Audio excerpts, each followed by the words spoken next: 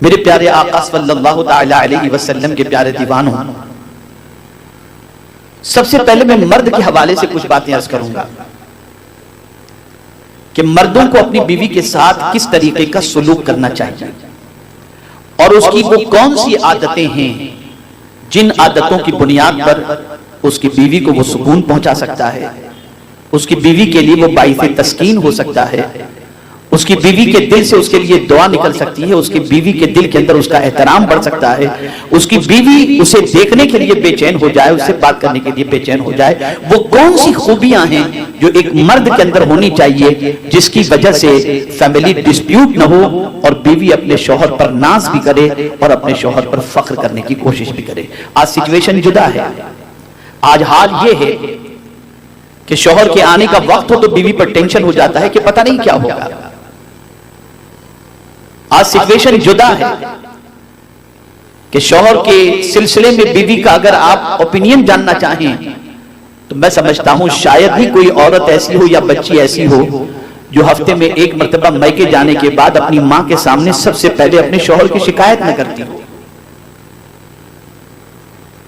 یہ ساری پوزیشن اس وقت ہم معاشرے کے اندر دیکھ رہے ہیں، لیکن آقا کریم صلی اللہ علیہ وسلم کی حیات طیبہ کا مطالعہ کریں تو یہ بات ہمیں واضح طور پر ملتی ہے کہ رسول گرامی وقار صلی اللہ تعالی علیہ وسلم بحیثیت شوہر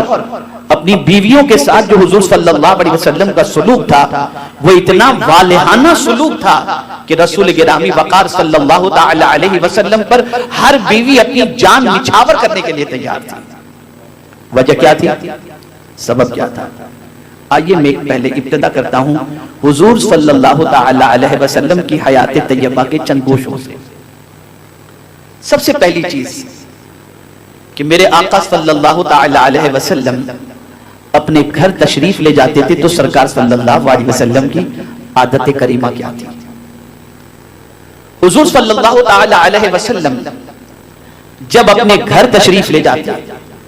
تو سرکار صلی اللہ تعالی علیہ وسلم کا اپنے گھر میں داخل ہونے کا انداز اور طریقہ یہ تھا کہ حضور صلی اللہ علیہ وسلم مسکراتے ہوئے اپنے گھر میں داخل ہوا کرتے تھے، اور داخل ہوتے ہی گھر والوں کو میرے آقا صلی اللہ علیہ وسلم پہلے سلام کیا کرتے تھے۔ یہ آقا کریم صلی اللہ علیہ وسلم کی عادت کریمہ تھی۔ کبھی بھی سرکار صلی اللہ تعالی علیہ وسلم اپنے گھر جب تشریف لے گئے تو ٹینشن کے اندر منہ جو ہے وہ ایک دم منہ پر جلال کی کیفیت ہو، اس طرح سے حضور صلی اللہ علیہ وسلم گھر میں تشریف نہیں لے جاتے، بلکہ سرکار صلی اللہ علیہ وسلم جب بھی تشریف لے جاتے تھے گھر والوں کو سلام کرتے اور مسکراتے ہوئے آقا کریم صلی اللہ علیہ وسلم اپنے گھر میں داخل ہوا کرتے۔ اور گھر میں داخل ہونے کے بعد سرکار صلی اللہ علیہ وسلم کیا کرتے؟ میرے آقا صلی اللہ علیہ وسلم سب سے پہلے گھر میں داخل ہونے کے بعد دن بھر کی مصروفیت کے بعد جب رات میں گھر میں داخل ہوتے تو آقا کریم صلی اللہ علیہ وسلم پہلے مسواک کر لیا کرتے۔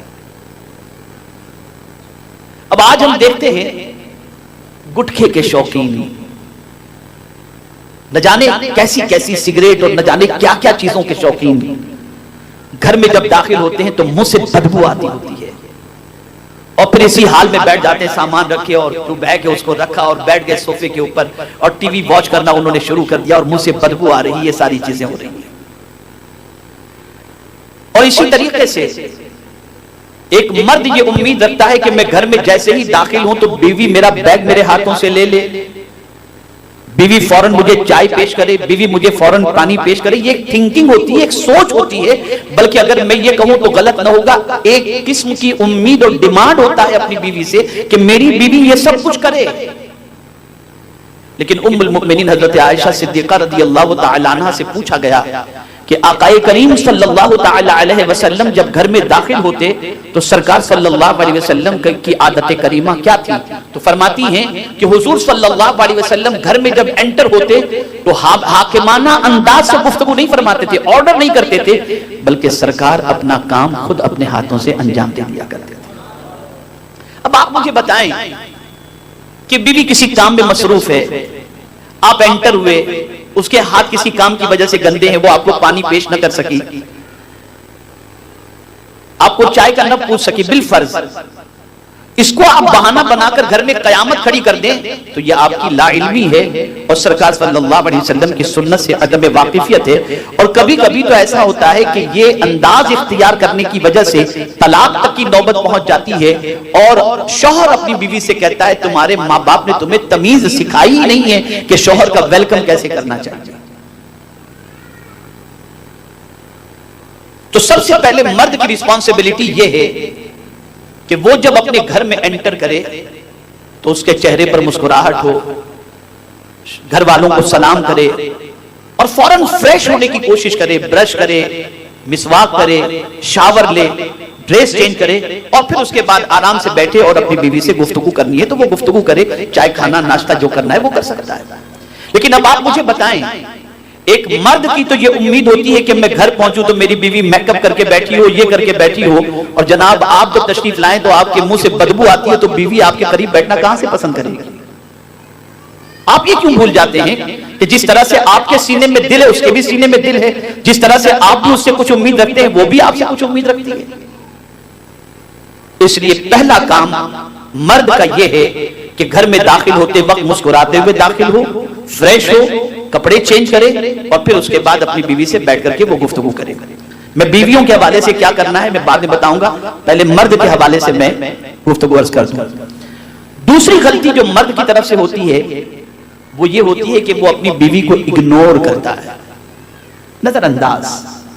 کوئی توجہ نہیں.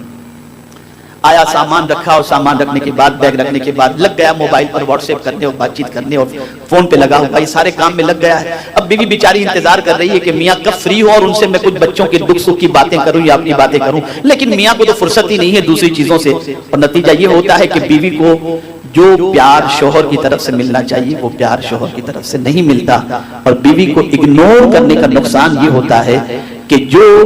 بیوی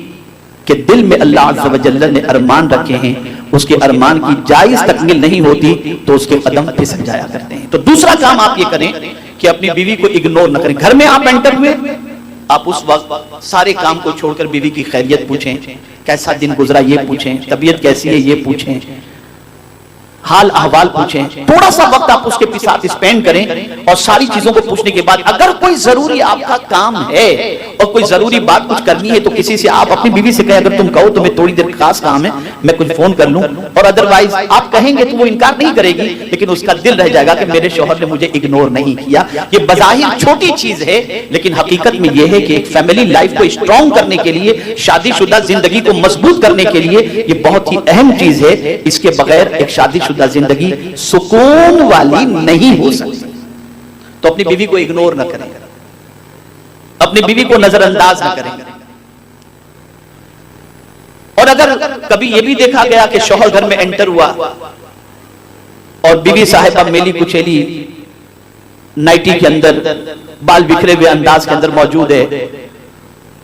یا تھوڑی سی تو میں ہو گئی تو میاں فوراً اسے کہہ دیتا ہے اب تو تم سے میرا دل بھر گیا، میں اب دوسری شادی کر لوں گا، یا پھر ڈیورس کی دھمکی دے دیتا ہے. یہ جو طریقہ ہے یہ طریقہ مردوں کا اچھا نہیں ہے کہ آقا کریم صلی اللہ تعالی علیہ وسلم نے زندگی میں بھی اور وصال کے وقت بھی سرکار صلی اللہ علیہ وسلم نے صحابہ کرام علیہم الرضوان کو تاکید فرمائی کہ اپنے اہل و عیال کے ساتھ اچھا سلوک کرو اور خاص طور پر اپنی بیوی کے ساتھ اچھا سلوک کرو. یہ حضور صلی اللہ علیہ وسلم کا ارشاد گرامی ہے. آج بہت سارے مرد ایسے ملیں گے جو شادی ہی اس لیے کرتے ہیں کہ وہ آرام سے پڑے رہیں، بیوی کما کر کے کھلائے، یا اس لیے شادی کرتے ہیں بڑے گھرانوں کے اندر کہ وہاں سے بیوی جہیز لے کر کے آئے اور جب ضرورت پڑے تو میری ساس اور میرے سسر میرا پورا کریں. یہ ساری چیزیں ہوتی ہیں، یہ اچھے مردوں کی علامت نہیں ہے. مرد وہ جو اپنے بیوی بچوں کی کفالت کا ذمہ لے اور اپنے بیوی بچوں کی جائز ضروریات کی تکمیل کے لیے وہ محنت و مشقت کرے اور اپنی بیوی کے گھر والوں سے کسی چیز کی کسی قسم کی کوئی امید نہ رکھے بلکہ خود اپنے پیروں پر کھڑے ہو کر محنت و مشقت کر کے اپنے بیوی بچوں کی کفالت کی